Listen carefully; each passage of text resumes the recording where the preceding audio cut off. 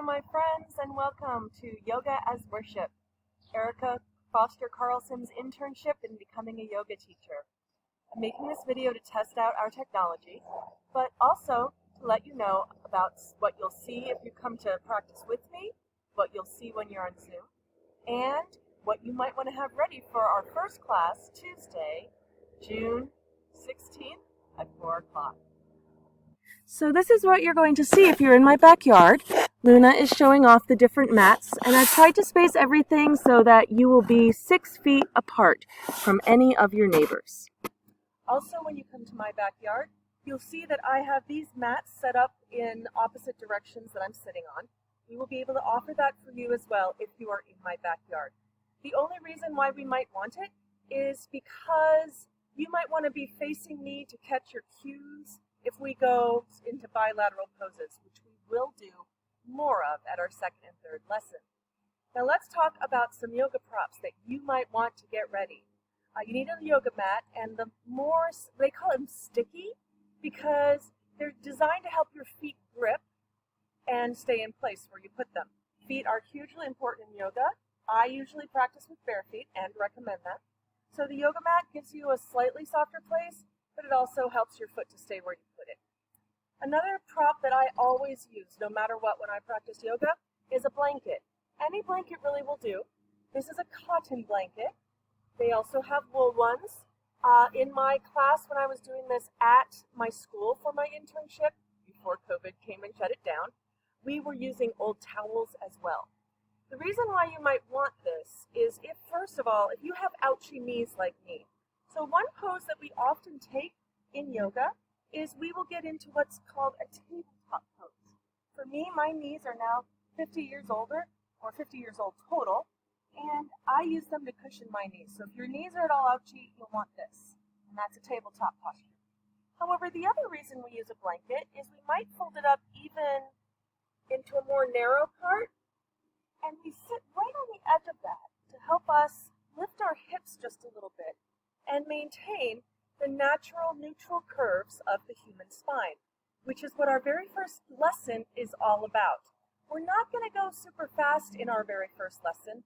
I want to share with you some important principles of alignment so that you'll be able to practice safely as we move on. You also may want to get some sort of a strap. You do not need this for this week. A yoga strap would come with a D-ring on the end so you could weave it together. We may use these towards the end for some awesome hip openers and chest openers. And I'm going to show you a chest opener so you get a sense of how long it needs to be. We can put the strap between our thumbs like this and bring it above our heads, move it back, and then, oh my goodness, my collarbones are being open. I have not done this enough. There will have to be more of that. My yoga mentor used several of his old ties that were no longer in fashion out of his closet. So that's another great one to have. So my friends, something I learned about yoga is that there's a lot of bending over and getting on the floor and then getting back up. So there are 2 more props that you might want to consider having handy to help you get up and down off the floor if that sounds a bit challenging for you. First of all, especially at our first lesson, it would be good if you had a chair. We can use the chair for balance so that if we're trying tree pose like this, you have something to hold on to. Or we're also going to be talking about how to honor the neutral curves of the spine when we sit down. So you may wish to have a chair with you for that. The last thing you might need is a yoga block like this. We use a yoga block to bring the floor up to us. So perhaps if I'm doing a forward fold, I might have my hands out here on the block. It raises us up for me. Finally, I want to just give a little demonstration so that you know what we're talking about the neutral curves of the spine. And Ezra's going to come help me. Will you stand right here, Ezra? And will you look at Mom? So the human spine is not meant to be flat. Turn it like this. We want to show him your side. You can see his seam right here is really straight. So he's got good posture. Down here, put your hand over your head. Okay. Right here, this is the lumbar curve of the lumbar spine. And it goes forward in an anterior position. Now, his thoracic spine right here has a curve that goes away from his body, posterior. And then the cervical curve right up here is another curve that faces forward.